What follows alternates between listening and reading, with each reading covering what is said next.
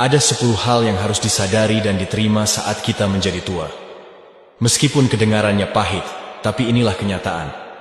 Yang pertama, saat kita menua, baru terasa bahwa meskipun kita rapi, bersih, dan berusaha nggak merepotkan anak mungkin tetap merasa risih. Hanya saja mereka nggak mengucapkannya. Kedua, saat udah tua, jangan terlalu sering telepon atau kirim pesan ke kerabat atau teman. Faktanya nggak banyak yang benar peduli atau menunggu sapaan kita. Ketiga, yang paling bisa diandalkan di usia tua, bukan anak, bukan saudara, tapi uang kita sendiri. Orang tua bekerja, anak yang menikmati. Saat anak bekerja, orang tua jarang ikut menikmati. Pahit, tapi benar, membesarkan anak adalah kewajiban. Berharap anak jadi sandaran di hari tua adalah kesalahan.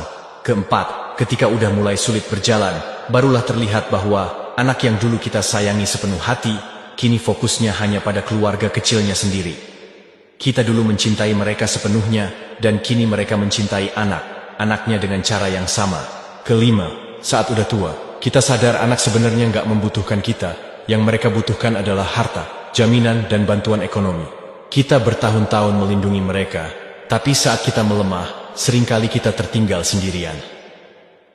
Keenam, udah tua, jangan banyak bicara. Saran terbaik sekalipun gak akan banyak didengar. Urusan anak, urusan menantu, urusan keluarga, orang lain lebih baik diam dan lihat aja. Ketujuh, di usia tua, barulah paham pekerjaan hanya sampingan. Tugas utama kita adalah hidup dan sehat. Kita menghabiskan masa muda, mengejar uang hingga mengorbankan kesehatan, lalu di masa tua, terpaksa menghabiskan uang untuk membeli kesehatan, sayangnya gak selalu berhasil. Kedelapan, akan terlihat jelas bahwa satu-satunya orang yang paling dekat di usia tua, bukan anak, bukan saudara, tapi pasangan hidup.